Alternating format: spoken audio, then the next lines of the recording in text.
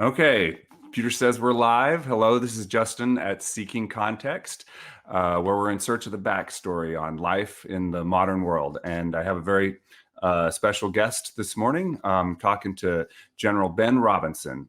General Robinson was in the Air Force during in leadership positions in Tinker Air Force Base during 9/11 and the national security response during that time period. Before that, he was an Army helicopter, served in Vietnam. And after he left the Air Force, he's had work for Boeing and for the state of Oklahoma Veterans Affairs Department, where he is the Secretary of Veterans Affairs. And sir, it's an honor to speak with you today. I'm really interested to learn about a little more about your career and maybe some of the wisdom that has come through in that wide-ranging career. So thank you very much for joining me. Well, thank you, Justin. It's quite an opportunity and quite an honor to have an opportunity to do this. So thank you. Well, sir, I'd like to start out. I'm curious to know about a day in the life of the Secretary of Veterans Affairs for the state of Oklahoma. What does that job entail? Well, it's not just the Veterans Affairs. We also have military affairs. So on the military side, we have Vance Air Force Base, which is the #1 pilot training base in the Air Force. Selected several times to that honor. We have Tinker Air Force Base, which is the world's largest military depot. We have our weapons storage facility, weapons depot at McAllister, which is, we make some of the best bombs in the world, just ask our enemies. We have Altus Air Force Base, which is the training facility for the C-17, KC-46, and KC-135. You know, those are the actually DoD strategic military linchpins as far as air mobility. No matter what service you're in, if you're going to go to war, you'll probably have some involvement with one of those 3 airplanes. And then we have Fort Sill, the Joint Fire Center, not only for the U.S. Army, but also for many of our allies, so certainly our NATO allies. And so I have responsibility for the civilian support to those military installations, because there are certain things that commanders cannot do that require civilian influence and involvement from outside the fence. And we've broken those down into workforce. Several of our military installations have a very heavy civilian workforce, so that's got to come from outside the wire. Working those challenges that commanders can't handle. For instance, we have a real challenge with our wind turbines here in Oklahoma. We love our wind turbines, but at the same time, they do low-level navigation. They do mess up the radar picture. And then we have new weapon systems. We're working on a Fires Integration Science Technology Accelerator for Fort Sill. We want to get the T-7 for Vance Air Force Base. We'd like to get a new fighter for our National Guard. Of course, we're bedding down the KC-46. The B-21 comes on. We'd like to see that depot out at Tinker. So those are the kind of things I'm working on the military side. On the veterans side, we have an action agency, the Oklahoma Department of Veterans Affairs. We have a veteran commission. We have set up goals just like you would do working in a business. Our #1 goal was to transition young people separating from the service into occupations, whether that be through a tech school, through a college or university, using their GI Bill, or direct hires. In Oklahoma, the veteran is the employee of choice. So we want to make sure that transition goes well. We don't want any veteran unemployed, especially considering the number of skills, valuable skills that they bring to the workplace. We run 7 veteran centers across the state of Oklahoma, and these are centers, that extended care facilities. And we have, when we at full capacity, we have between around 1,200 veterans in these centers, and they go all the way back to World War II veterans, a lot of Vietnam veterans. And then we have our big goal is to support and supporting our veterans is working on suicide prevention. We have incarcerated veterans, and we are not there in the prisons to help veterans have a better life in prison. We're in prisons to help veterans with that transition, which we want to see coming down the road so they can transition from prison life to back to their civilian life, redeploy them. We use that term, back to civilian career, back to their family, back to their church, back to their community. We have healthcare programs where the Veterans Affairs out of Washington, D.C., the federal veterans, they run our veterans hospitals, but we are the interface between veterans needing help, especially in our rural communities, and the VA. And then finally, honoring our veterans. We're out there for every one of the veterans ceremonies across the state. And this includes a unique population. That's our Native Americans.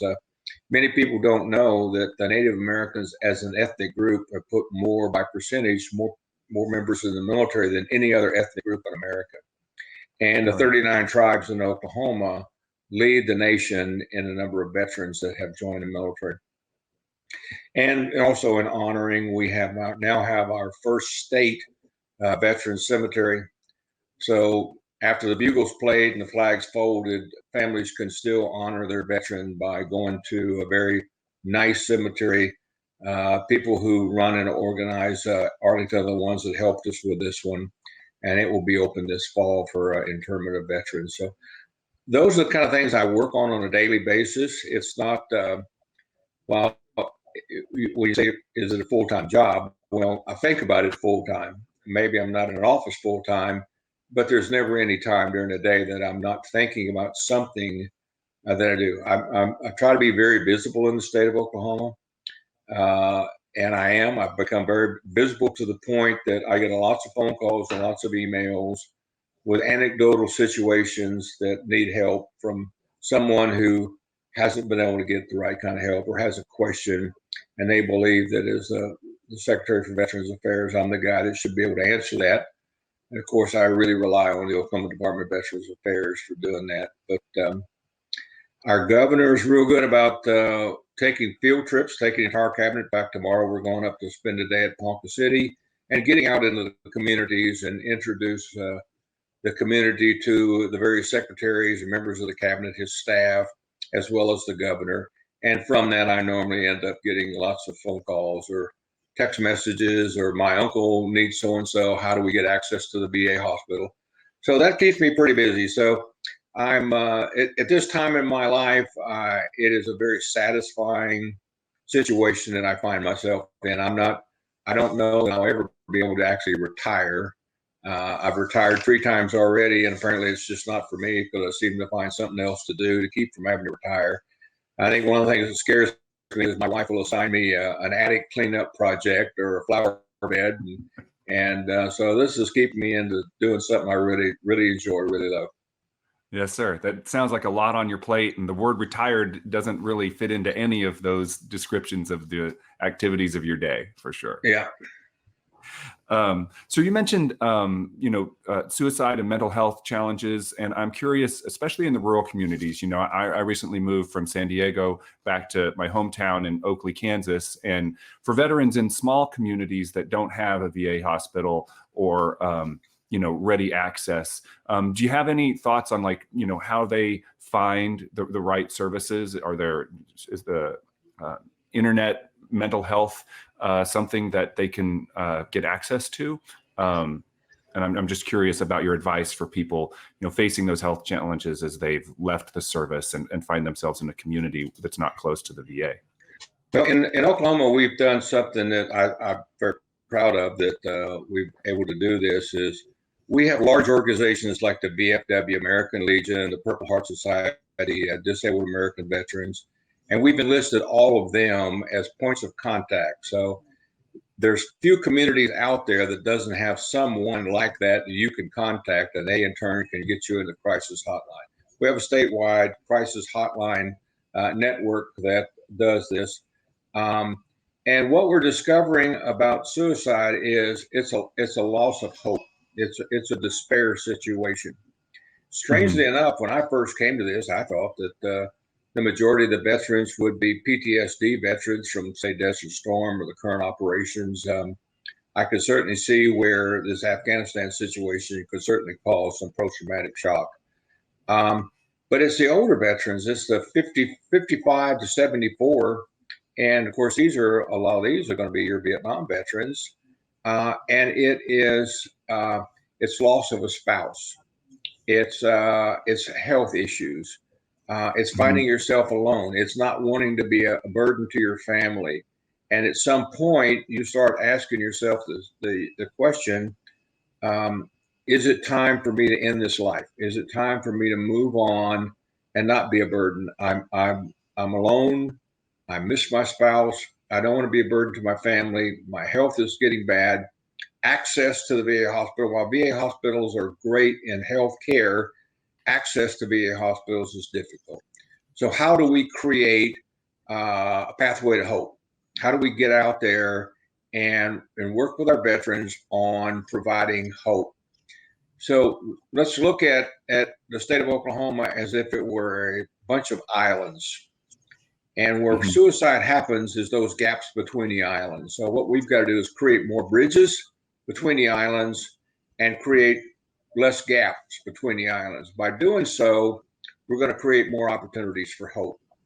So, we've kind of worked our veterans suicide prevention in three areas. Number one is just create awareness across the state, very visible, so that if you have someone that is showing the symptoms of suicide, despair, loss of hope, you notify someone.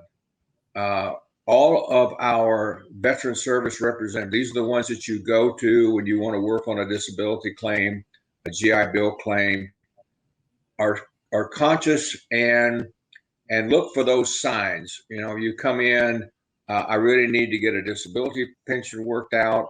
I'm at the end of the line. I'm at the end of my rope. My car is broken down. My hot water heater doesn't work. I can't pay my bills. I need to have this check. Well, those are just the kind of signs we want to look for. So we Right. not only work to get that veteran the benefits that they deserve, but also we want to get them in contact with someone who will help the mental side of their situation.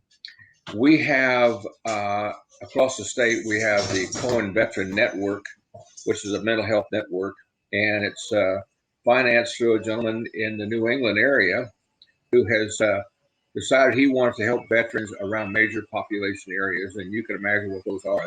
San Diego is one, San Antonio is one, the Virginia, the Norfolk, Washington, D.C. area, Oklahoma City, and set up mental health care that's free to the veteran and connects them with state mental health agencies, whether they be nonprofits or part of our state mental health cabinet members, secretary. By doing so, we're able to go after this veteran suicide. So create awareness. Second thing is create a network. This is I just described of like-minded people that really want to work this veteran suicide problem. And the third thing is take action.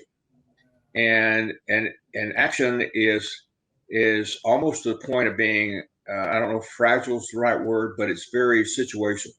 I am speaking at a Rotary in Wagner, Oklahoma, small town east of Tulsa. And lady's sitting at our table, which they kind of call the church lady because apparently she's very involved with her church. And Mhm. we had, of course, the prayer for the meal, and then she asked if she could pray at our table. And of course, we said yes. And she looks at me, and she knew by my introduction what I did. And she said, "May I tell you about my son?" And I said, "Of course." And her son is 45 years old, Desert Storm, and he is addicted to meth. And when she said, "I'm afraid I am going to soon have to bury my son," that he wants to get off of it, wants to get back to a normal life, but has just not given up hope. Well, those are all the things that that you're expecting to hear about someone who's about to take their life.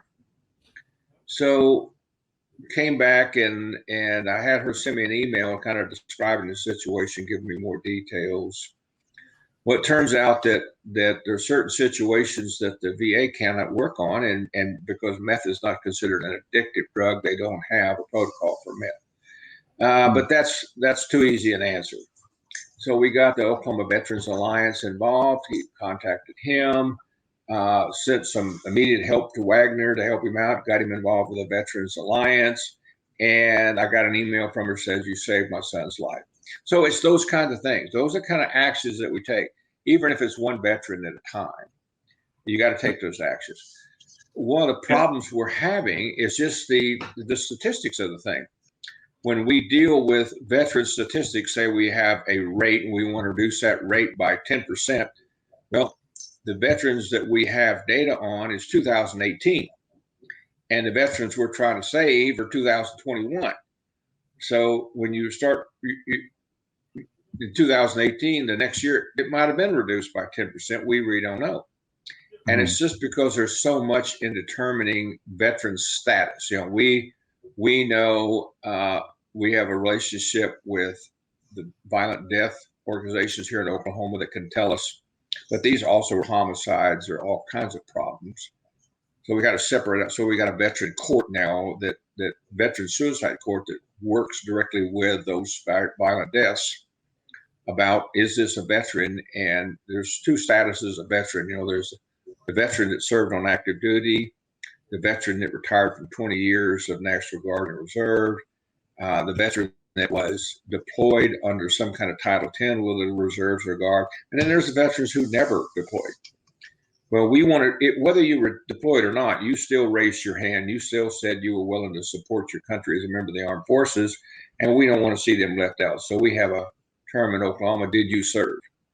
Whether it's active duty, reserve guard, deployed or not deployed, called up or not called up, we want to serve all veterans. So that's a very quick summary of a lot of work we're doing. Now, we have a governor's challenge on suicide prevention, and Oklahoma has been recognized as the benchmark for this program that we're working through Washington on veteran suicide prevention.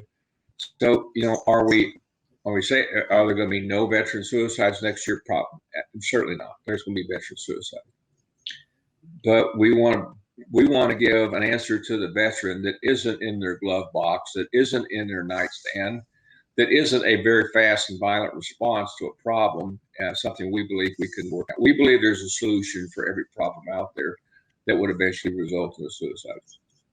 That's good to hear. I actually, the Cohen Clinic, they have a branch in San Diego, and yes, I had a startup that failed last year and went through. I needed some counseling, and I sort of heard about it through the grapevine, and it was a great service. And I'm glad to hear that is it basically nationwide? I mean, you've got it in Oklahoma.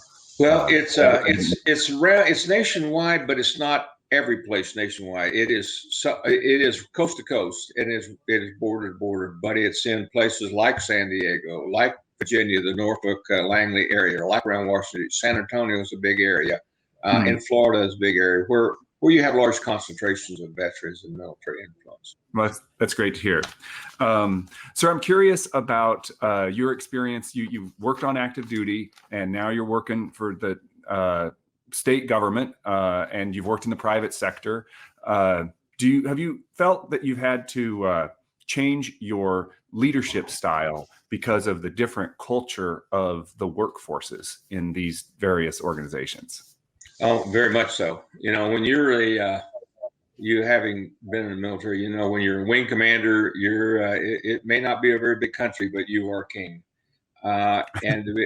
And you could get things done because there's that thing about it is an order, and there's military justice to back it up.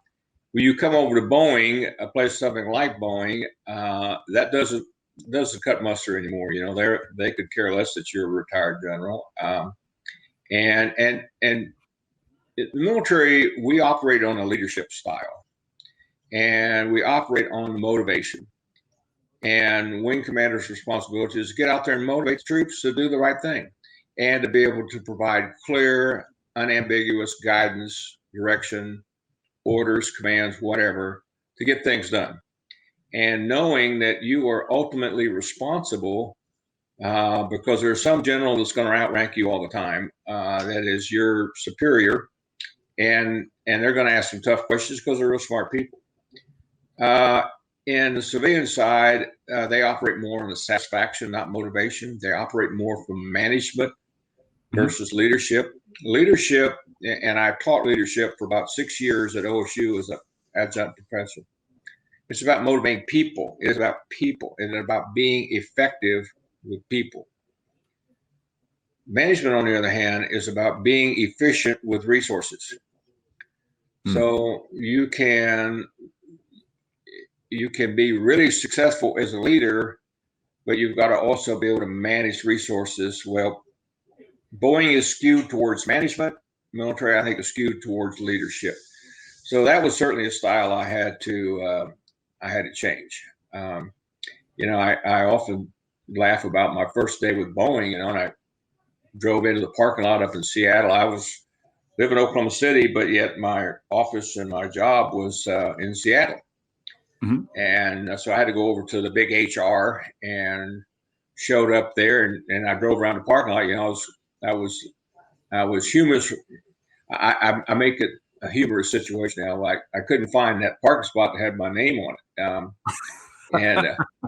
So when I went inside, I spoke to the person there literally behind the counter, and they were kind of surprised that they didn't know I was coming. So I thought, well, word just hasn't gotten out yet. I have to get used to that. And then they handed me a little plastic cup and said, go down the hall and leave a specimen. So I thought, well, this is a great introduction to Boeing. After 34 years in the military, I'm still trying to prove I'm drug free. So I went down and did that. And I realized then that I didn't think that the best way to start a new job for anyone was to go prove you're drug free before anyone welcomes you or anything else. And then I came in and I sat down and they told me I had to watch a 15-minute video on ethics. Okay, fine.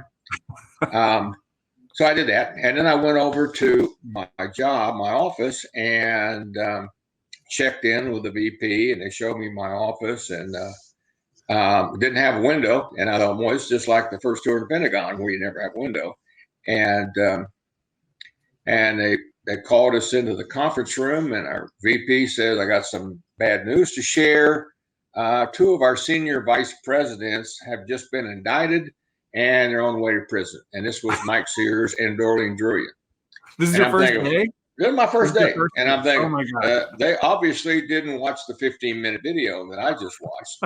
And on Friday of my first week, Phil Condit, who was the CEO of Boeing, he steps down, he resigns.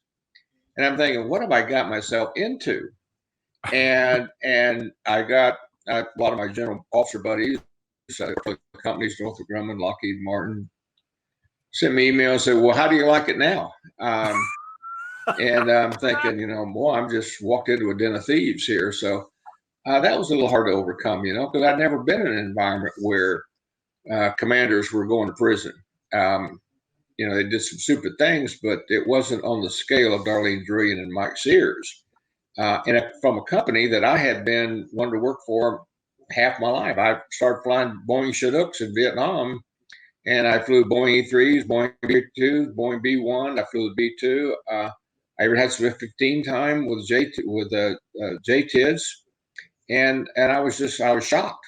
Here my the company that I wanted to work for many years turns out to be not as good as I thought it was. So that was kind of sad.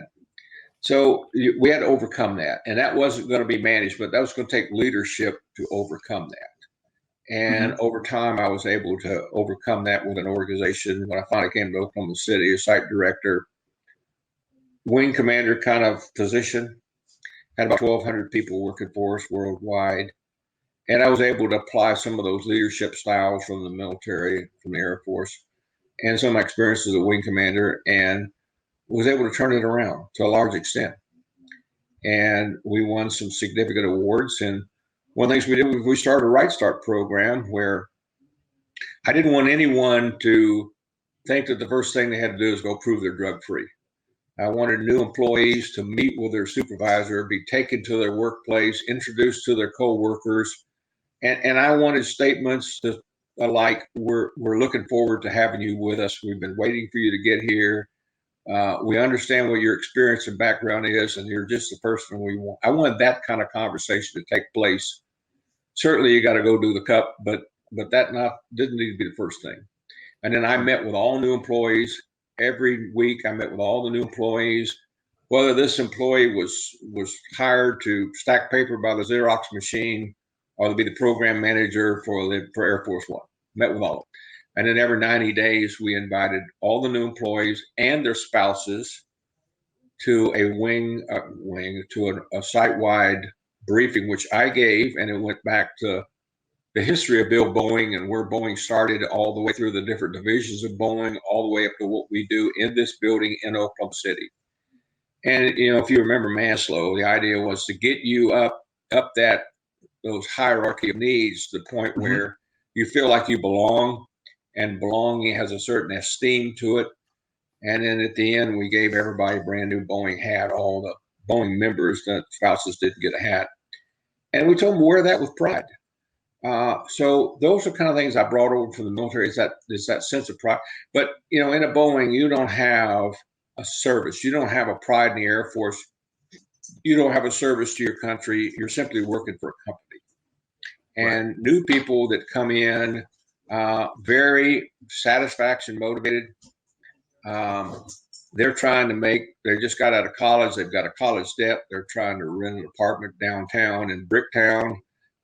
They just bought a new Mustang, and $5 an hour makes a lot of difference to them. And if they can get it working for some competitor, then they'll jump ship and go work for somebody else. So it's a satisfaction. It's the old Hertzberg the hygiene factors versus motivators, which, concentrate on that thing that gets you excited about going to work on Monday morning. No one got excited about going to work on Monday morning because they had a Delta dental card. You just don't do it. But you have something meaningful to do. Hey, we're working on this project for the Air Force that will allow us to put bombs on target, or allow us to provide better command and control, or we'll keep the president safe, or we'll keep the nation safe. Those are motivators. Those are what you've got to work on. So, right. Long answer. Like go ahead. It's kind of a long answer, but well, yeah. I mean, what I'm kind of hearing is like you're trying to set the culture. From the day, the first day a person gets introduced to your organization. Exactly right. Yeah. Well, so I want to go back to when you were king. So you were commander of the 552nd at Tinker, and you sort of had a number of leadership positions in the AWACS community, and that was your last assignment, if I'm not correct, right, sir? That's correct. And so, can you tell me about like back 2001, and specifically like say September 10th? Like, what was your job as the Air Wing commander? And if you can tell me, like, what do you recall doing the day before? The day before was just a regular day. In fact, that morning on 9/11 started off with a regular day. My routine was my chief of staff, who I'd known for many years, and we'd crossed paths several times in the AWACS community. He and I would go to the Health and Wellness Center, which is a little gym. I had the keys to it, so we would go there at 5 o'clock in the morning. We'd work out for an hour, go home and shower, and go to the flight line. I'm a flight line guy. I love the flight line. I love to watch crew chiefs get airplanes ready to go fly, whether it was a B-52, a B-1, a helicopter. I'm a flight line guy. And I love to get on the expediter van and just ride around with the expediter van. And I used to look up at the maintenance building, and it was a 2-story building, had glass windows, and all the maintenance officers will be standing up there with their cup of coffee looking at me out there on the flight line. And I'm sure they're thinking, oh my God, who's he talking to? What's he doing? What's he going to find out? And what it did was, pretty soon the maintenance officers figured out that if the wing commander's out there, we better be out there too. And the second lieutenants realized that the answers to maintenance problems was not on their email, it was on their flight line. And pretty soon we had a lot more flight line coverage of young officers at 7 o'clock in the morning. So, which is where they should have been. So that would start my day there. And then I'd get to the office, because the 10th was on a Monday, my secretary, who was magnificent, my chief of staff, and my exec. We would all sit around the table in my office and kind of go over the week. And make sure that we knew what I was supposed to be doing, what was big thing that those visitors come in, how to set that up, who was in charge of that. And then at 9 o'clock, most wings have stand up in the afternoon. We had ours at 9 o'clock. And because of AWACS, we had operations in Northern Southern Watch. We had operations in America. We had operations counter. So we would look at, what did we do yesterday? How did those go? What are we doing today? And what are we going to do tomorrow? Mm-hmm. And you're talking about an airplane that's in Saudi, or you're talking about an airplane that's in Turkey, or you're talking about an airplane that's in Aruba in South America with counter drugs, or you're talking about a deployed airplane at Elmworth or Kadena. So it's a big show. I mean, there's lots of things going on. So that would be 9 o'clock to 10 o'clock. And then from there on, you would have certain days you'd have scheduling meetings. The other days you would have, we had once a week staff meetings where we talked about the non-flying side of what we were doing. And then the stand-up was always the flying side of what we're doing. And then I may have a meeting with Airbase Wing Commander or the Center Commander, or a public meeting with someone from the community. And lots of that good old email. I tended, if the wing commander stays in his office after, say, 5, 6 o'clock, the exec stays there. And you don't want that. My exec had young children. So they always put together a box for me. And I took home a box full of paperwork every night. My goal was every morning I'd come back with everything signed. But I didn't want to sit in the office to do it. It was something I could do. I might as well be home with my wife, sitting at the kitchen table, reading OPRs or EPRs, or working on signing off words and declarations, and sitting in my office with my exec out there wondering when he's going to get to go home. So I didn't do that. So I was extremely comfortable as the wing commander. When I took over AWACS, I was my second time as a wing commander. My first one was I was the first wing commander for JSTARS for the 93rd Air Control, and I had been the 552nd OG Operations Group commander. So I felt like I had a fairly good experience. I don't think I broke a sweat, to be honest with you. I just relished it. I absolutely loved every day of it, every minute of it. Oh, that's great. Well, how did things unfold for you and your team on the 11th and after? Well, that started off, as I mentioned, just a very routine day. That particular day, we have a group called Associate Commanders, and that's the Air Base Wing Commander. We have a reserve tanker unit. We have a Navy wing at Tanker. We have ACC Mobility Communications unit. It's a group.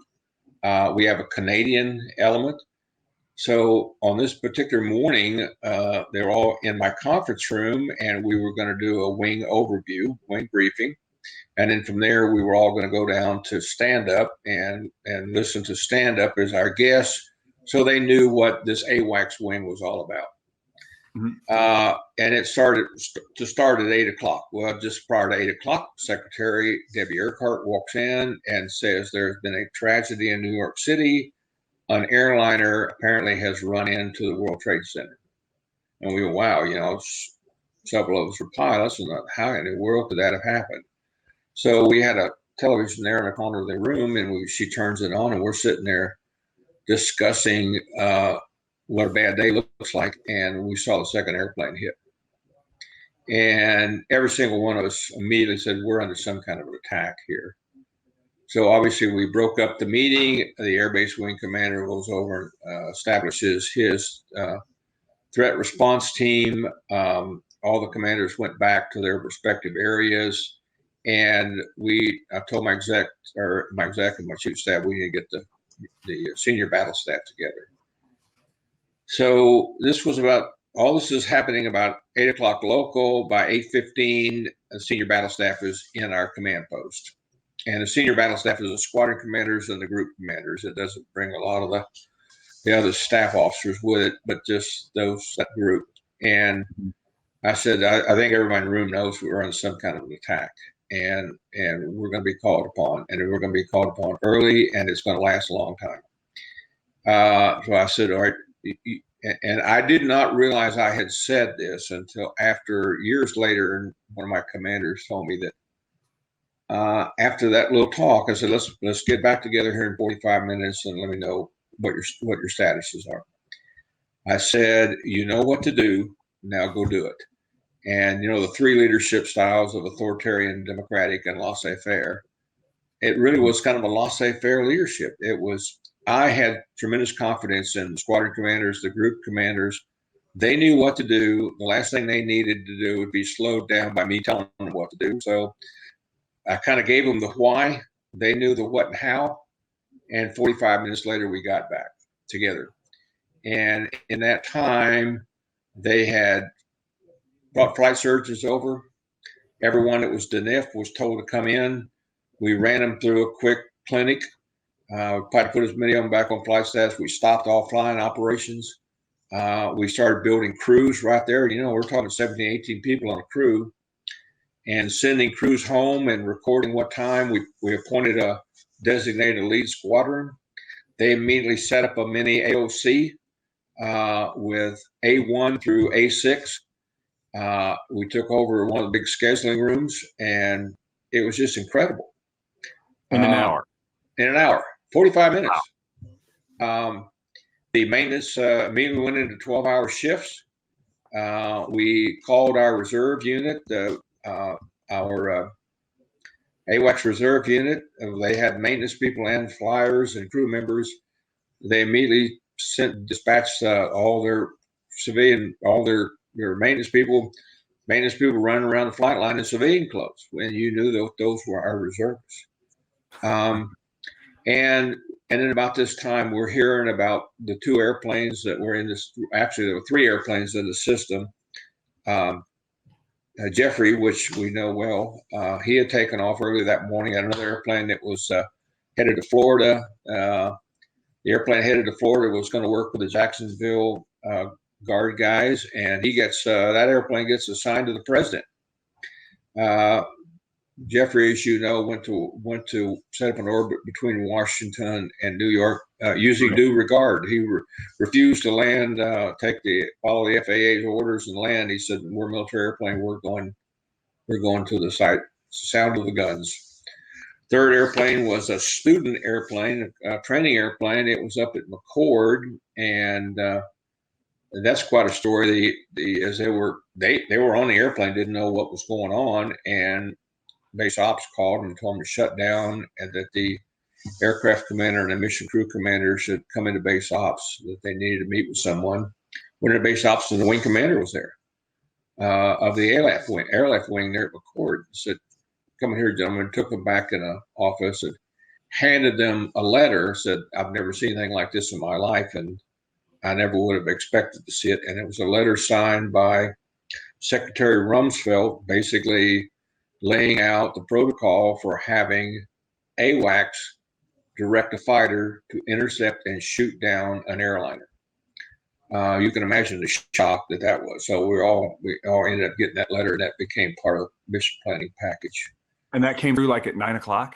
That probably was a little later than that. And then I find somewhere in there, I talked to General Arnold, who was Larry Arnold, great friend of mine, 2-star. He was a First Air Force commander, First Air Force NORAD unit, chopped to NORAD. He became a new boss. And I talked to General Arnold. General Arnold and I had become friends probably the previous year, and we worked out a thing called Agile Sentry. Basically, what we said was any AWACS airborne on a training mission, of course, they're all going to be training missions in the CONUS, could immediately be chopped to NORAD and could become a NORAD asset. And we use the term Agile Sentry. Whether they had a NORAD battle staff on board or not, boom, they were a NORAD asset. And if they would come under the control of the JFAC, the NORAD JFAC, who was at that time was General Arnold. So that was exactly what we did on 9/11. When Jeffrey declared due regard, he went in through Agile Sentry, was in contact with Huntress, which was the northeastern air defense region, and we were at war. that started a 9-month, 24 hours a day, 7-day week work week for us in AWACS at home station. Yeah. Now, very rarely, some of the fighter wing commanders actually get to fight wars from their home station. We were now on a wartime footing out of our home station. Right. And an awful lot of our people, and we're still deployed. We're deployed. We have an airplane in Alaska for Northern Denial. We have 2 airplanes at Kadena. We have airplanes in Turkey for Northern Watch. We have airplanes in Saudi PSAB for Southern Watch. And we had an airplane in counter drug, which we quickly called home. 75% of our airmen had never been in a surge operation. They were used to flying the flying schedule. They weren't used to 24-hour ops. An airplane land, and we literally went to ORI criteria. We know we can do it. We can cock an airplane in 4 hours. When time it lands, we can have that airplane fueled and cocked. And cocked means all the switches are in place. So you just go to your airplane, you start the motors, and you go take off.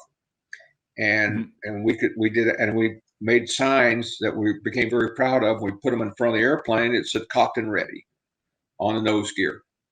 And pretty soon you'd see all the airplanes out there had that cocked and ready sign on it. So we were told by Arnold, get all your airplanes on the ground. I already know about the airplane with the president. I already know about the airplane that went to Washington. And I know about the airplane you have up in Seattle at McCord. And stand by for tasking. And it's just going to be real fast. So get ready. And it was. And airplanes we were launching airplanes, and they were going to Chicago, Detroit, San Francisco, Disney World. I mean, all of what I found out an hour or two later. Of course, the initial word was the airplane in Shanksville had been shot down. We didn't know what it had crashed with hijackers on board, and we didn't know. We knew that wasn't anything we controlled, but somewhat. And then, of course, didn't take long to find out that wasn't fact. What was kind of alarming was, you got to imagine that there's 3,000 airplanes in the system. They're coming to the United States. I mean, they took off from Australia. They took off from South Africa, from all over Europe, from all over South America, and they're all coming to the United States. And now we've got to stop all 3,000 airplanes that are coming in from outside, plus all those domestic airplanes, all those general aviation airplanes. Everybody's got to get on the ground. And sometime that morning, I'll say probably around 11 o'clock, General Arnold called me and said, there are 11 airplanes we can't account for. There are 11 airplanes that the FAA says they do not know where they are. We have to assume that these 11 airplanes are still out there as potential hostile airplanes that could hit targets. So we've got to have you all over the United States. And I'm sure you being an air defender, you know what it looks like. If you have the CONUS, everything looks out. So there's that big white space in the middle where there is no military command and control radar, intercept radar. It doesn't exist. So we had to fill that big white space with AWACS. And we have fighters all over the place. I mean, every fighter unit out there was involved, as I know you were. So now we had to fill up that big white space with some kind of intercept capability. So that became us. So we were just launching, and these sorties that we were launching, we tried to augment where we could, because they ended up, our crew duty day on augment is about 16 hours, and we had to get it out there further than that, because we had that follow-on sortie that may or may not be able to get there by the time your 16 hours runs out. So we had to get waivers to extend a couple of times to 18 hours, and that's a long time. And then when crews would land, we'd send them right back into 12-hour crew rest, which really throws off your bio clock. And then our maintainers were just absolutely incredible. 7 days a week, 12-hour shifts, and you couldn't get them to go home. They wouldn't go home. I don't think I left the base for 2 or 3 weeks, because everything had to be on a Stu 3. Everything had to be secure. So, you just don't walk around the Stu 3 in your pocket, as you well know. So it's a secure telephone. Right. So that was the 10th and the 11th, and then the 12th got exciting too. So we now know that everybody's painfully aware that this is not going to be the only thing we're going to do. We are going to deploy someplace. We are going to go after the guys that did this, and it's going to be air power. And it's touch them first, and where air power goes, AWACS goes. You can't be separated between the two. We're going to employ air power. AWACS is going to be there. So we knew we had to get ready for that. So we started trying to husband resources as much as we could. We were going to run out of airplanes to cruise real fast at this rate. So the next morning, we wanted to maintain some amount of a routine. So Chief of Staff and I, we went to the Hawk that morning. I probably got home around 3:00 and slept for a couple hours. 5:00, we're in there at the Health and Wellness Center working out. And as we're leaving, went ahead and took a shower there, put on my flight suit. As we're leaving, the phone starts ringing. Well, I can't stand a ringing phone, so I went over and answered it. And this person asked if this was a Health and Wellness Center, and I said, yes, it was. And he said, are we doing aerobics testing this morning? And I thought, I said, no, all aerobics testing has been canceled. Go to your unit. Well, I didn't know if it had canceled or not, but it was canceled now. So so I told him to go to his unit, and he said, he asked me who it was. I told him. He said, sir, I'm in your wing, and we can't get on the base. I said, what do you mean you can't get on the base? He said, sir, traffic is backed up on I-40, both directions. We haven't moved 20 feet in the last half hour. I said, what is the problem? And he said, well, apparently they're doing extraordinary security measures at the only 2 gates. Normally we have about 5 gates open, only 2 gates open. And this includes, looking under the spare tire, looking under the air cleaner. I mean, it's just incredible. And sir, we just, everybody's people pulling off the side of the road. It's just incredible. So I went and got my staff car and checked out the front gate, the back gate, and saw exactly what he was talking about. Called the command post, and they said, we're within inside of 2 hours. We wanted our crews to report around the 2-hour mark. A lot of what we were going to be doing was classified, and we were not in a position to tell the crews exactly what they would be doing until they showed up that morning. So the first thing we did was we gave an intel brief. What's the situation? What's changed over the last? Because everything was changing. This was something we'd never done before. Sure. Air war over America was a term we'd never used. So I thought, this isn't good. So Altendorf and I got in my car, drove around by the south gate, found a cop, air policeman there, security policeman, told him to follow me. We drove around behind the base, found an old construction road that was within 3 or 4 feet of the fence. And I got out and asked the young man if he could cut a hole through the fence. And he said, cut a hole through the fence. I said, yeah, do you have bolt cutters? He said, yes, sir. I said, I need you to cut a hole right here. We're going to make another gate. And you can imagine his surprise. And of course, my chief of staff's thinking, this time tomorrow, we're going to have a new wing commander. But I said, well, that's tomorrow. Today's today. And I'm the wing commander today. Let's cut a hole. So then I said, all right, I want you to get a hold of the state police, the city police of Midwest City, Dell City, Oklahoma City, get on the radio, get as many people as you need to help with this, tell the Air Base Wing Commander, and let's get the word out that all those people that are waiting to get into base that are from AWACS maintenance or AWACS crews that come around to the south gate.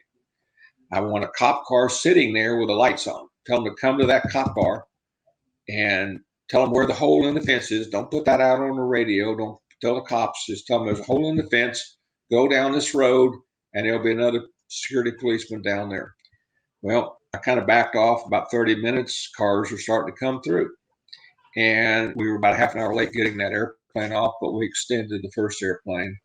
So this became, I called it AWACS Gate, my crew members called it Robinson Gate. And the Air Base wing actually had a real name for it. It's called Gate 99. So I kind of expected that to be, about 2 days, and they'd wire the fence back up and send me a bill. But it stayed open for about 7 months. Really? Wow. Yeah. I called the Air Base wing commander who lived direct across the street from me, good friend, Dennis Kahn, still good friends to this day. And I said, Dennis, I cut a hole through your fence this morning. And he said, I already heard. And I said, I guess news like that travels pretty fast. He said, it does. And I said, is General Johnson, the center commander, does he know about it? And he said, yeah, he does. What did he say? He said, well, wing commander's got to do what he's got to do. So I called 12th Air Force Commander, General Hobbins, down at Davis-Monthan, and told him what we did. And he said, well, that's sometimes why we have general officers, but he says sometimes fire general officers too. And he said, but that's not going to happen. So I said, okay, sir, appreciate it. He said, did you get the airplane off on time? And I said, well, we were half an hour late, but the important part is we had no gap in coverage. So takeoff time is irrelevant. What's relevant is, did you lose any radar time? And the answer was no, we did not. So that was good. So that was the next day. So, and then from then on, it was routine ops was literally what I said, 12-hour shifts for our maintenance, fly, come home, go 12 hours of crew rest, and you're probably going to be back on the schedule again. We had Northern Southern Watch, that's 5 airplanes, Kadena, Okinawa, and Elmendorf had 5 more airplanes. We had a schoolhouse. We had 5 PF coded jets. Well, they weren't really coded. We had 5 jets, so we had a corral for training. And then we had a lot of fighter units that we had to provide day-to-day training for, as you well know. So of the airplanes, we had 5 airplanes in the depot. So we quickly were running out of airplanes. It takes 4 airplanes to cover a 24-hour orbit, because you have to have a spare. You have one that's being turned. You may have one that's got some maintenance on it. So we usually set aside 4 airplanes for a single 24-hour orbit. We cut that down to 3, but we were going to run out of airplanes pretty quick. And then towards that last week of August or September, I'd say it's around the 20th, 21st, 22nd, somewhere in there, we started getting what I knew was coming, alert orders. We're going to need 4 airplanes with a spare deployed someplace in response to the president's commands. And if you remember, if you saw him that Friday, he was in New York, and he had the bullhorn, and he was up on the rubble, and he said, we know who did this, and we're going to go get him soon. Well, we were the go get him soon, one of the go get him soon units. We became the heaviest task wing in the Air Force, if not the history of the Air Force, considering the tremendous surge. We had every single asset was involved. So we knew that get ready, and you're going to need 6 crews. You're going to need 4 airplanes plus a spare. And it was up and down. It was alert order. Alert order, you tend not to keep people on alert order for very long, because then you end up sending people home in crew rest, and they're home for 3 or 4 days. You want to kind of keep rotating those over. So it will go standby, alert order, warning order, back to alert order, back to warning order. And this kind of went on for 4 or 5 days there. Never a destination.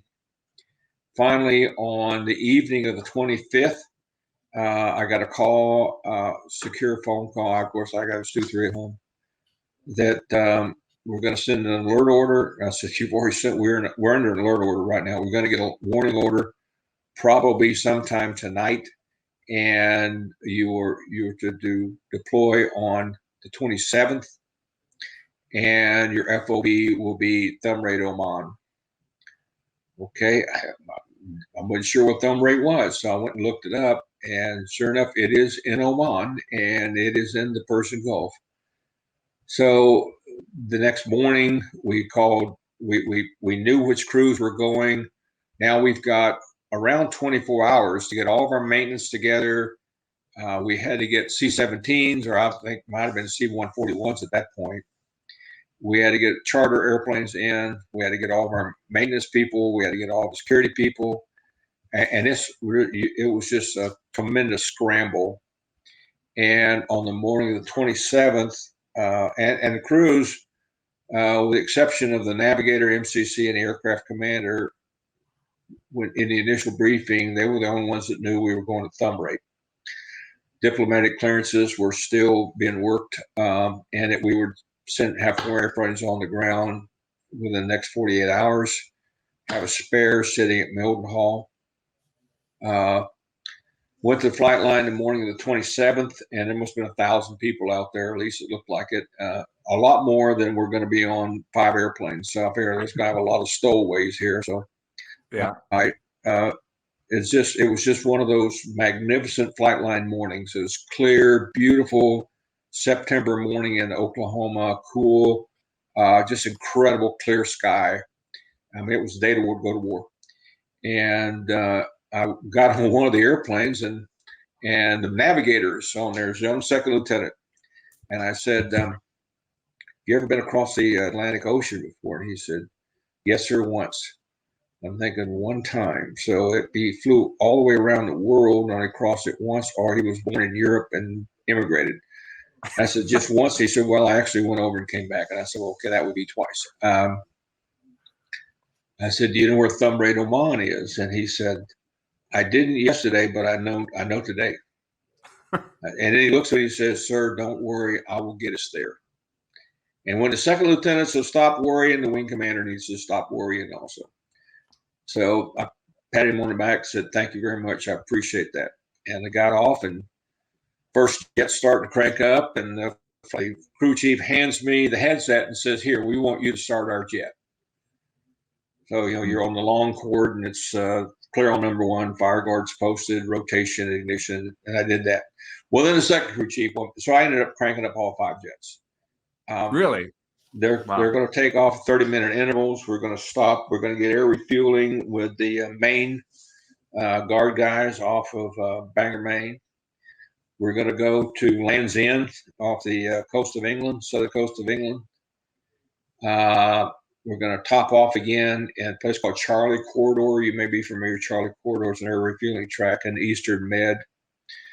The idea was arrive in Thumb Rate with plenty of fuel, that if we had to divert someplace, we had the gas to go there. Mm-hmm. And I think that we launched 2 of the mission airplanes, and then we launched the spare. The spare was to go to Mildenhall and land in Mildenhall, and after the last airplane got off the tank, tanked it Land's End, if all the jets were past that last air refueling at Mildenhall or at Land's End, it was to go into crew rest and stand by to make sure that all 4 airplanes had to get on the ground at thumb rate and cocked. If they couldn't cock any one of the 4 jets, then the Mildenhall jet would then go directly to thumb rate and become the spare. And if the jet was hard broke but still flyable, we'd fly that airplane home. In the meantime, we had to have a spare standing by to replace any one of the 4 mission jets that were going to be at thumb rate. So that was the plan. I mean, it was executed beautifully. Right. One of those moments that you'll never forget is watching the crew chief on the first jet. He's watching his jet taxi out. Jet takes off, rotates, climbs. He puts his hands up underneath the jet, and it's like he's holding this jet in his hands. And he turns all the way around as the jet's heading off into the east, and he kind of lets his hands go like he was holding a bird and sent the bird on its way. So, just never forget things like that. Wow. And of course, we got on the ground, and when they got there, C-17s had brought in 2x4s and tents, and they started building homes themselves. Harvest Reaper, I believe, is the remote air base. So they had a Harvest Reaper team set up there. They set up a chow hall and latrines, and all that was set up. We sent contracting officers. They immediately got out in the local community and started contracting for fuel and water. And there were 2 British E3s there. And when the crew first started landing there, said, "Hey, there's 2 E3s here. Did someone pass us?" They got closer. They realized that these were 2 Brit E3s, and they'd heard about it, and they decided that they didn't want to miss a good fight, so they sent 2 of their E3s there. So we had 6 airplanes on the ground, which made me feel pretty good. And there was a story behind that, but about why the Brits were there. It's kind of a long story, but it's a good story. Yeah. So that's that part of it. So yeah, and so that is kind of leading into we sort of entered the war in Afghanistan that right. year, and today's kind of a disheartening day for a lot of service members to see what's happening in Kabul. And you served in Vietnam as a helicopter pilot, and prior to the fall of Saigon, and I hear a lot of people saying it's the same. We just didn't learn the lessons of Vietnam, and I'm curious if you've got this perspective from both histories, what you see as similar or different between these 2 sort of endings of a military conflict that look very similar. Yeah. So and I always was resistant to the idea that this was another Vietnam. It wasn't. The Taliban and Al Qaeda did not have SA-2s. They did not have T-54s. They were not shooting down fighters. There was no prisoner of war. There was no Hanoi Hilton. It was a conventional war fought with insurgent guerrillas, but it was a conventional war. And one of the failures in Vietnam was, for up until the time I went over there, it's kind of sad, because you and I have seen the time where we put a lot of emphasis on joint operations. Mm-hmm. And I think Desert Storm was the finest example of how to fight and win a war. Now, winning doesn't seem to be part of our vocabulary anymore. Now we describe it as how we're going to get out. And that's what I've heard it half a dozen times this morning. How are we going to get out? It's no longer we get out when we win. That no longer becomes part of the conditions of getting out is winning. Mm-hmm. And one of the things I believe that is similar to Vietnam was we allowed the enemy to have a sanctuary. And the sanctuary was Pakistan in this case. You know, you see these guys that are now occupying the palace. The government of Kabul has fallen. The government of Afghanistan in Kabul. Mm-hmm. And they've all got weapons. Where did those weapons come from? You know, the Taliban doesn't have an arms factory. They don't have a munitions factory. They don't have logistics depots. They don't have supply chain. They don't have a Ho Chi Minh Trail. Where's all this coming from? You and I know that as part of air power, one of the things we do is we interdict supply chains. We interdict centers of gravity, and we never once did that. The entire war in Afghanistan was fought as close air support. And yet we didn't. Where was the close air support? Where's the C-130, AC-130 flying over Kabul? Because a whole lot of those vehicles that are loaded with Taliban fighters coming into Kabul, they look a lot like targets. They look a lot like very good AC-130 targets with a precision round. They look an awful lot like if we had a buff up there. You know, we talk about the old concrete bomb. A 200-pound concrete bomb dropped from 30,000 feet will play hell with a Humvee full of Taliban warriors, and yet there's no collateral damage except for that really big hole and a bunch of messy guts all around the pavement. Where was all this? I don't know. And I'm a little saddened by the Air Force, because it seemed like we were used as what we didn't want to be used at, and that was flying artillery. And they were calling the Air Force just like you'd call a fire mission from an artillery battery. And I even heard on 60 Minutes one night, one of our Air Force commanders talk about, when the Army calls, we go. Well, that's not what we're in business for. There was no air power campaign. There was no campaign to use air power to interdict and set the conditions for victory when close. Those guys should never have been able to get into close air support. Where's that place at where all those weapons are stored and maintained? Where's the armory? Where is that at? It was in Afghanistan. And we did not have the political guts to go after those places in Afghanistan. We would rather see our young people die on the battlefield than to go into Afghanistan and thumb our nose at the Afghanistan leadership that was willing to give them a sanctuary, and it was a lack of political guts. It was what was more important to our political leadership was we don't want to look bad in the press, because we saw our political leadership look bad in the press in the 70s from 65 to 75, and they didn't want to do that. Well, that's a shame. We do not lose wars militarily. We lose wars politically.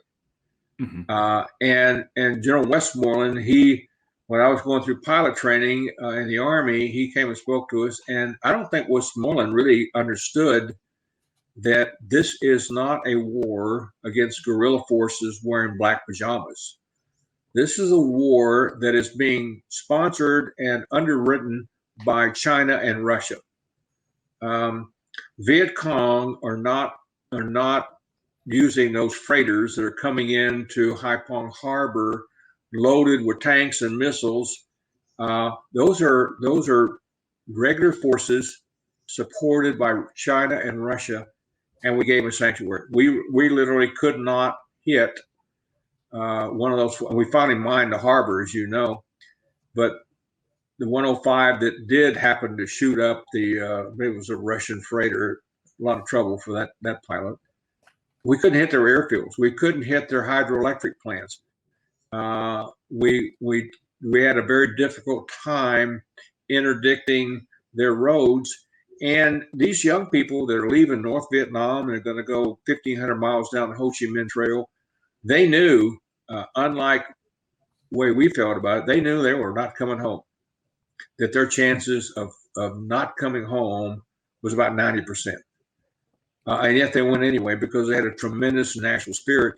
And a lot of them, when we would talk to our Chu Hois that were NVA that came across to the good side, so to speak, that their morale was very high because of the propaganda effort.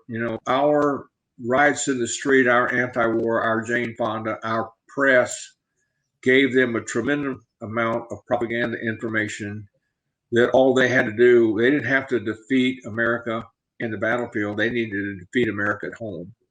And they were very, very good at it. And they told them that America will lose this war because they do not have the will, either political will or the civilian will at home to support this war. And that's exactly what happened.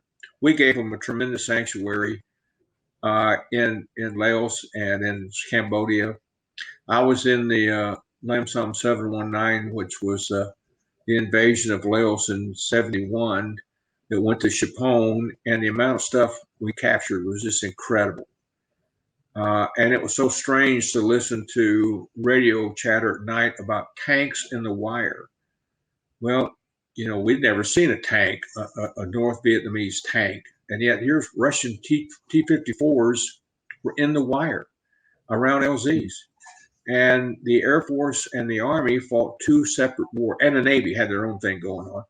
But we never connected the war in South Vietnam with the war in North Vietnam. There's a good book called 11 Days of Christmas, and it's about the strategic bombing raids on Hanoi with the B-52 72. And we could have done that early on.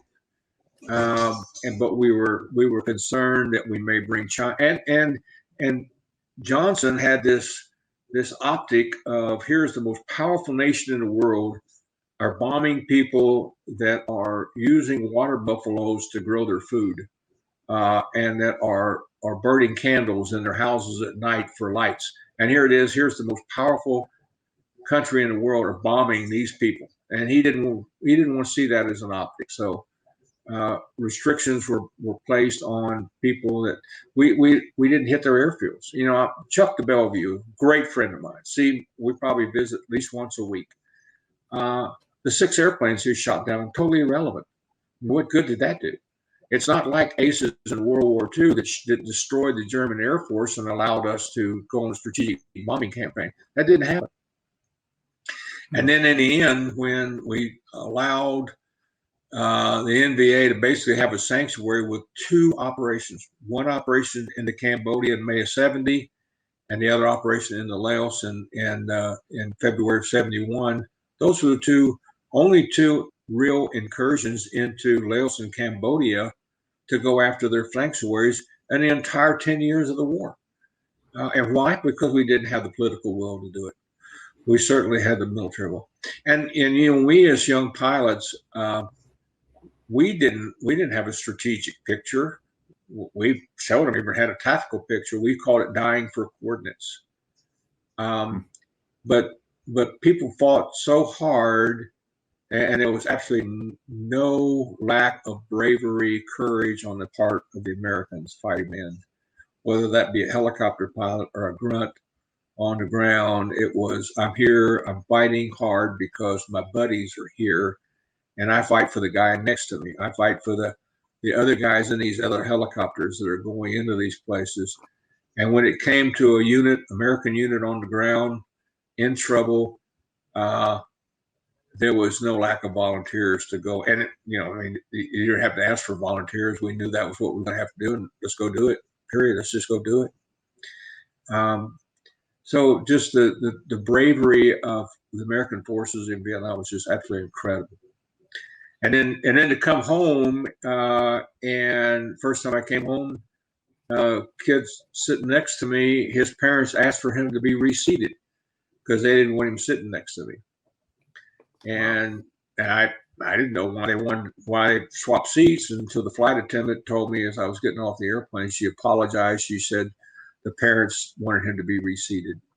Second time, we're at McCord, and they tell us that we need to change, go by the BX and buy civilian clothes that don't go to the airport in your uniform. And we said, the hell with that. We're going in our uniform. So we did.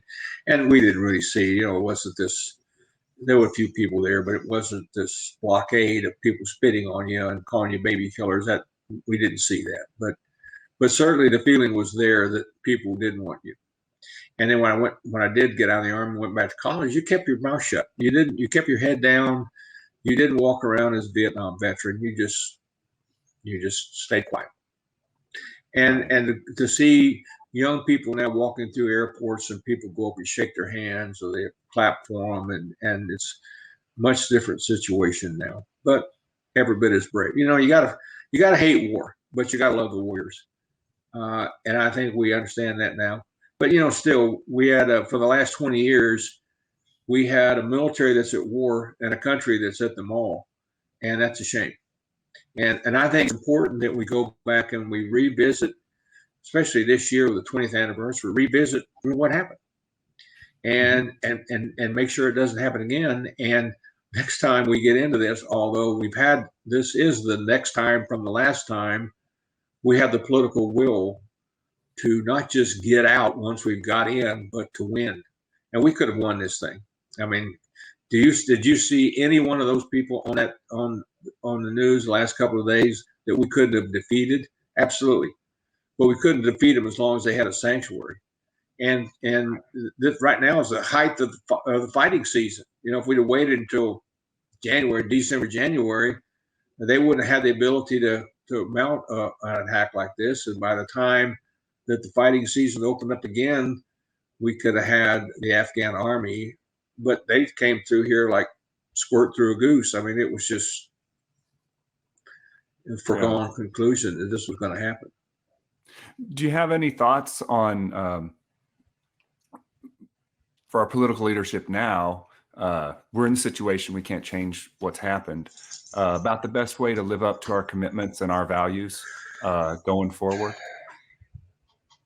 Well, I think our political leader, well, one of the things I heard this morning was President Biden was stuck with an agreement that President Trump made, and therefore we had to stick to the May, June, July timeframe of the withdrawal. Wait a minute. I think President Trump also had an agreement about the Southern Wall, also had an agreement about the Keystone Pipeline. Presidents have got the authority and the prerogative to not have to live by the last president's agreements. Mhm. It would have been very easy for President Biden to say, okay, let's don't do this now. It may have been a good idea, but it's not a good idea in the middle of summer. Let's wait until December. Mhm. And realize I don't think, have you ever heard anyone really discuss why we allowed Pakistan to provide a sanctuary for the Taliban? We don't discuss it. Not really a topic. So we need to go back and say, all right, how did we get into this situation? And in the future, we've got to have the political will to understand what would be the effect if we went in and we told Pakistan, hey, we're coming. We cannot allow your ability, your desire to give a sanctuary to cost American lives. We just can't do that. We're not going to do that. And if you're doing that, here we come. And oh, by the way, we may lose overflight rights through Pakistan to get to Afghanistan, but we'll find another way, and we will. And if we have to, it's a diplomatic issue. Screw the diplomats. We're coming. We just don't have the warrior face on inside the Beltway. I think some of them do, but I don't think warriorism is something our first president was a warrior. Maybe we need presidents that lead forces in war. And I think the last time we had that was probably Eisenhower, Kennedy, but certainly not at the level that Eisenhower did. There's a really good book, which I would encourage you to read, Justin. It's called Prodigal Soldiers. And it's about Horner and Galvin and Arthur and Schwarzkopf. These were young captains, lieutenants, captains, majors in Vietnam. And then they were together again in 1991. So 20 something years later as the leadership in Desert Storm. And I'm very close to General Horner. And we talked about this many times about how air power was never really brought together as a single fighting system in Vietnam, because we didn't have this concept of the JFAC. And as a result, the Navy had their thing and the Air Force had their thing, and even the few allies that we had in South Vietnam, they had their thing. 7th Air Force was not in charge. And in the same way with Schwarzkopf, in the same way with Arthur. And I think in Desert Storm, that made a big difference, was we brought together military power. And, after the bombing campaign was over, when the Iraqi armor force on the battlefield was the largest armor force U.S. forces had ever faced in any conflict in the history of warfare. And yet the Army defeated them in 100 hours. But I caution my Army guys to know that there was a bombing campaign, there was a strategic interdiction campaign, air superiority campaign that allowed you to win in 100 hours. The conditions were set by the airmen, and you were successful as a result of that. Well, why couldn't those same things apply in Afghanistan? Why couldn't we set the conditions for ground forces to be successful? It's because we were willing to let them have a sanctuary. There was no strategic air campaign. It was all close air support. When A-10s and AC-130s are the major weapon systems, that this is not an interdiction warfare. We're not taking the fight to them. We're using air power, and as an ALO, I remember talking about, we use airport power to prevent defeat. versus ensure victory. And we were not willing to use air power to ensure victory. We simply used it as to prevent defeat. And that's a shame. When you get into that, you get into attrition warfare, you blow off effects based operations, and you reduce the airmen to on-call artillery that makes a lot of noise and flies fast. And that's a shame. Yeah. Well, so we were just discussing advice to people inside the Beltway. You've had a long and looks like rewarding career in many different capacities. Have any thoughts for people just starting their career, whether they're in the private sector or just entering the military, on making the most of the time that they have? Well, for our young people in the military, I think they need to, I think our commanders need to teach warriorism again. I think we need to get, why are we in this business? You're not in this business so you can have a new Camaro. You're in this business because we have a heritage about this business and why this business is important. And when you see things like happening right now, you kind of get the impression that it doesn't mean much. And one of the things that I've really tried to bring to my position as a Secretary of Veterans Affairs, is the things that we're doing to support our veterans are not just for our veterans, they're for the future of our military. If we want to recruit young people to go in the Army and Navy or any of our services, you can't allow young people that are thinking about that, or not thinking about it, or thinking to avoid it, to see someone standing on a street corner with a sign that says homeless vet. You can't have our young people thinking about, if you join the military, you go crazy and you kill yourself, or no one respects people in the military. So when only 2% of the nation can even qualify for military service, you've got, or 20% of the nation, because of overweight, drug problems, academic challenges, whatever. You got to make sure that they get a good, clear picture of what it means. And when that recruiter, I came in and enlisted in the Army. I was a private in the Army. When that recruiter says, join the military, we're going to take care of you, we better mean it. And I think that's one of the things I see as my job as secretary. We better mean what it means to have benefits, to be able to be taken care of because you were willing to put your life on the line to fight for our country.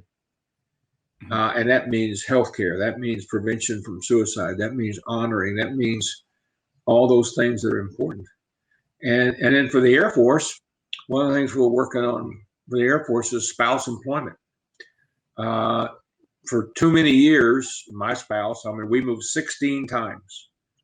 And my wife had a lot of 2- and 3-year careers. And she's probably got a half a dozen or more careers that and every time we moved, if she wanted to work, it'd start all over again. So being a military spouse was a disadvantage. Yet there's not another group of spouses any place in the United States that understands how to sell your house, buy a house, move your kids to a new school, find a new job, pack up your household goods, unload your household goods, put the house back together again, knowing that in 3 years or less, you're going to do this whole thing over again, and creating the amount of resilience and create a network of support for other spouses. Who else can do that? So why not make it an advantage? So we were working hard to create more opportunities for military spouses. And if you want to see an F-15 pilot that's now a 4-ship flight lead get out of the military, have an unhappy spouse that says, why are we going to keep doing this? I don't really want to go move again. You could fly tomorrow for United Airlines, and you could. So unless we can create more opportunities for military spouse to not be relegated, to the gib, we need to make it an advantage, to give them an opportunity for, you go to a UPT base up at Vance, and you got 150 second lieutenants, and they've got 100 spouses, and more than likely every one of them is a college graduate, And more than likely, what they see is, okay, I'm going to spend a year advance in Enid, Oklahoma. Then I'm going to go to some transition unit, and then I'm going to move to another place. And then we're not going to set up a home for 2 years. And knowing that if we set up a home, if we buy a house, we may have trouble selling it. We may have this thing for years to come. That's something, an anchor around our necks that we've always got another house payment we got to worry about. And now create a life around that. And then you see something like what's playing out on television today. What is the relevance of your life if you lost it in Afghanistan, realizing that our political leadership was never really behind you to the point that your life meant something? Black Lives Matter. There's a lot of service lives that also mattered, and I hate to think that they would have gone to waste. Yes, sir. Well, sir, I wanted to thank you for taking the time to talk to me today, and thank you for your service and your leadership and your wisdom. This has been an enjoyable conversation, and I've learned a lot, and thanks for taking the time. Yep. So what did you, I know you were an F-15 pilot? Yes, sir. I was at Langley Okay. On 9/11. And so we spent that whole fall doing air defense over the Capitol and Camp David. I'm sure that Jeff was flying the AWACS when I was under his mission control in the back. So, yeah. So were you in the first wing? Yes. Okay. Yes, sir. So did you ever come across a guy when it was Skins Farnoff? I don't know him personally. Okay. He was his brother is Corky Farnoff, who was the BD Jet demo pilot for years. He's the guy that, if you ever remember the James Bond movie that flew the knife edge flight through the hangar doors, that was his brother. And Skins was our fighter liaison officer, and I got Skins managed to get me an opportunity to fly in the F-15 with him as a operational observer for JTID's mission. So I got to do some F-15 work with JTIDs, which was thoroughly enjoyable. For an old man, it wasn't. It was a workout. So, all right, listen, Justin, thank you very much. I'm really excited about what you're doing, and we need what you're doing to encourage our young airmen and our soldiers and sailors and Marines to understand the value of their service to the country. Oh, well, and certainly looking back for me, I mean, what the government, like the military time in the Air Force and the Air Force Academy, gave me everything, the whole foundation for a lifetime of interesting experiences and amazing friends. And even though I'm out of the service, the sort of ethics and the warrior spirit really helps set you in a good place for a meaningful life. Yeah, well, I'm real proud of my Army time. I tell people I'm an old tree grown on Army roots, so an old Air Force tree on Army. And because of my time in the Army, I have a tremendous amount of respect, and I worked an awful lot with close air support and forward air controllers and ALOs, and when at TAC headquarters, when no one else was interested in doing it, I did it, and as a result, I've worked for General Horner and General McPeak, and they both, respected the fact that, the F-15 guy wasn't going to take on close air support issues with the United States Army. Somebody had to do it, and they might as well let the guy who has no future do it. So that was me. Yeah, and I had an ALO assignment in the first ID when the first ID was still in Germany, and so with them to Iraq, and that was a really rewarding assignment. Well, if you remember back in those days, before I got there, started working on this in '83, you had to be an air-to-ground guy, either to get an ALO assignment. You had to be a tactically qualified fighter pilot. And we started saying, no, we can teach our airmen the role of air power.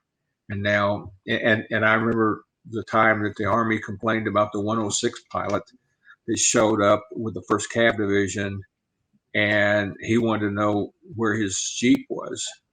And he didn't have a clue about, forward support, the FSCL or the FLOT or the bombing interdiction target line or any of that stuff. That was all totally. So we realized that not every fighter pilot's the same, and we got to train them a little better, or we just look stupid with the Army. So, and so coming from the F-15 certainly coming from the F-15C, I had to learn a lot. Yep. And it's good to get a diversity of learning experiences, especially for someone like you when you rise to a position of command. Well, the F-16, F-106 pilot from Duluth was trying to explain the 2V1 intercept of the Bear H, and it just didn't float well at NTC. So, all right, my friend. Well, listen, take care. Appreciate it. Now, where will this be? Where will this be? This be out on your pod or? Well, sir, so right now, this interview that we're just doing is live on Twitch. I can send you the link right after this. And then I'm putting together the September 10th episode. My plan is to release it on September 10th. And then I'll make the full length of this interview available after that as well. So the idea is to kind of put together, I'm taking these experiences from airmen that were involved in the national security response at various kind of trying to put together what happened that day. And then, this will be a component of that. And then I'll be able to share the full length interviews to people that want to dig deeper. Have you got time for one more quick story about, I think it's very important. That's the NATO involvement. NATO came over and I don't know. Please. I've got plenty of time. After we went through all the hand wringing and what's going to happen next on around the 11th of September, Article 5 was declared. Article 5 is the prime article of NATO, and it is the one that says an attack against one is an attack against all. And it was like 26 hours. So this is all 16 nations voting unanimously to declare war. I mean, that's something we can't do in 26 hours, and yet all 16 nations did. That's pretty incredible. Mm-hmm. We went to war. I believe the bombing started on a Sunday. I believe it was the 7th of October. On that Friday, a good friend of mine, 2-star German general by the name of Johann Dora, calls me up. They'd just been here in July. All the NATO, all of the AWACS members, France, NATO, US, Britain, all came to Oklahoma City that summer for a conference. And Johann calls me up and says, how's it going? I said, it's pretty hectic. He said, could you use some help? And I said, absolutely. And he said, we would like to deploy some NATO AWACS to America. I said, really? So you guys ever been out of Europe? No, we've never deployed out of Europe. Okay. So we talked about it on Friday, and I called ACC headquarters, talked to the deputy DO, and he said, oh, that's way too political. It never happened. I said, no, the political decision has been made. That was Article 5. This is not a political decision, it's a military decision. And they want to know, do we want them? And I told them, yes, we want them, period. And I called First Air Force, told them the same thing. Saturday, I get a call. We talk some more. Sunday afternoon, so it'd been, well, I guess it was probably set around noon. I get a call from Johann Dora, said he is watching CNN International, and Susanna Amanpour has just announced that NATO has approved the deployment of NATO AWACS to America. So he is operating now on VOCO from Susanna Amanpour. And he said, we are starting to generate airplanes right now. And I'm thinking, okay, week, 2 weeks. I said, when you be here? Tuesday night. This is Sunday, Tuesday night. And on Tuesday, 2 AWACS come in. Wednesday, 2 more. And on Thursday, the last airplane. We've and we kind of made an agreement that said, okay, your jets are just like our jets. We're not going to have NATO can only do this. Whether it's NATO, we're going to have a single line of command and control, because that's what happened in the Black Hawk shoot down. Mm-hmm. Everybody's going to be responsible for the same thing. And then I realized that NATO secrets and NORAD secrets are not compatible. That NORAD does not release its secrets to NATO. Mm-hmm. So I called General Arnold up and said, we're dealing with a lot of NORAD classified material. And right now, it's not releasable to NATO. I need to get release authority for all this classified. And he said, why don't you call General Eberhart, who was the NORAD commander, Ralph Eberhart at Colorado Springs. So I called General Eberhart, told his exact what I need. And he said, well, stand by. And I'm just thinking he's going to, next thing I know is General Eberhart's on the phone. I said, Ben, what do you need? And I told him. He said, okay, do it. You got my approval to do it. I said, sure, could you send us an email or something to prove that? So he did, and we got it. So now when your jet comes up on the schedule, NORAD, NATO, whatever, you're going to go fly, period. So the NATO commander says, and they're kind of all chopped me. So I became the Supreme Allied Commander, Oklahoma, SACO. We had SACLANT, SACUR, and I was SACO. Supreme AWACS Commander, Oklahoma. So the NATO commander comes in and says, we'll fly Thanksgiving. That's kind of an American holiday. We'll let all the American crews have Thanksgiving dinner with American families, and we'll fly everything on Thanksgiving. I say, that's a great gesture. So POTUS missions, as you can well understand, they don't advertise POTUS missions, but President of the United States missions too far in advance, like 24 hours or less. So on Wednesday, I get a call that says, tomorrow the president will be having Thanksgiving dinner at Prairie Chapel Ranch in the heart of Texas, and Premier Putin is going to be his dinner guest. And we need an AWACS on station the whole time. And I'm thinking, okay, this is that NATO mission. I'm saying, this is going to be interesting.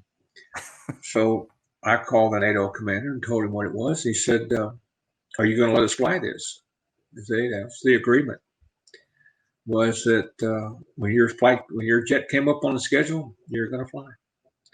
And he said, well, we don't like that guy. And I said, you mean Putin? He said, yeah.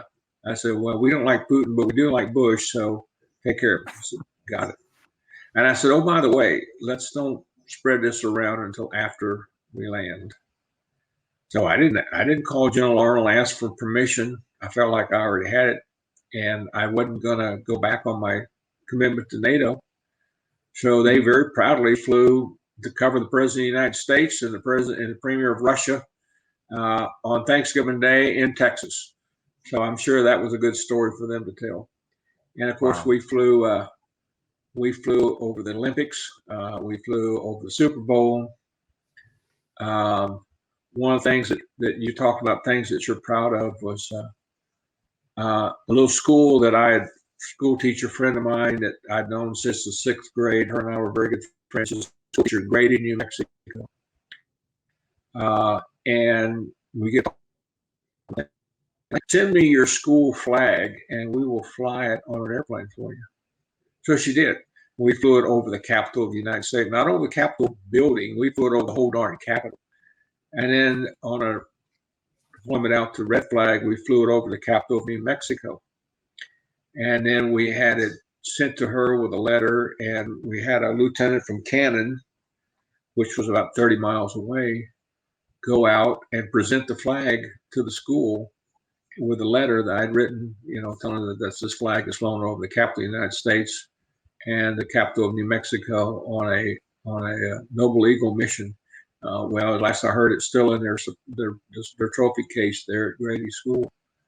So this kind of gave us an idea. Why don't we do this more often? So I have 300 lieutenants, and they're all going through training, and training is stopped. And you got 300 lieutenants, you got to find something for them to do, or they will end up in trouble. So we So we went out to all the 500 schools in Oklahoma, school districts in Oklahoma, and they sent us flags. I mean, we met front gate. I mean, we had a pickup truck full of flags where they'd come by and dropped off these flags, and we flew every one of them with a letter saying this flag is flown over the Capitol of the United States on an operational Noble Eagle mission. And then we had these lieutenants that go to their school and present it to their school. So it was pretty cool, flying these flags. Pretty cool. So. That's cool. Yeah, your story of that and the NATO mission on Thanksgiving, it reminds me, I had a feeling that fall. I was really glad to be in the service, to be able to do something. But there was also a sentiment, it felt like kind of a time of global unity. Yep. That I Yep. haven't experienced it. It lasted, it seemed like, for that 6 months maybe. And, well, all the pictures of houses with all the flags out. For the AWACS community, our reserve unit was called up. They went to Northern Watch. The Brits showed up down with us at Thumb Rate. NATO came over here, and we all flew with NATO together. And even the French got involved. You know, there's an exercise, Bright Star. Do you remember Bright Star? It's the exercise with the Egyptians. The French took Bright Star. So we literally had all 16 NATO nations, the Brits, the French, America, active duty and reserve forces. That is a total commitment by all the AWACS forces except for the Saudis, and we wouldn't have expected them to show them. And I don't think we would have wanted to, honestly. So yeah, it was a tremendous sense of unity, and it was, I tell you, the thing that was so powerful for me was, here I'm a wing commander sitting in Oklahoma, but we're fighting the war from our base, from our ramp, our flight line is involved in this at the same tempo that they are, probably a greater tempo than they were at Thumb Rate. And you don't get that as the wing commander. You know, you're a provider of forces. You're not an employer of forces. All the employers are all the expeditionary wing commanders that are forward deployed. So it was pretty cool. You know, you're coming in every morning, going to stand up, and you're listening to how well your jets did in response to combat taskings. So it was very rewarding for me. I mean, you know, if I add up all my bad days in that 34 years, I don't come up with a bad week. I was highly motivated. When you start off as a private in the Army and having flunked out of college, you retire as a brigadier general and an MIT fellow. That's a hell of a career. We could probably continue talking for another 2 days. Well, let you go. Stories out. Okay. All right. Well, I'm also a docent here. I'm a tour guide for the Cowboy and Western Heritage Museum. So I've got to lead a Western Heritage Museum tour this afternoon. So something else. Cool. Well, I'll have to sign up for that next time I'm in Oklahoma City. All right. Do that, please. Well, thank you very much, Justin, for this opportunity. This is great. You bet. All right. Talk to you later. All right, bye. Bye.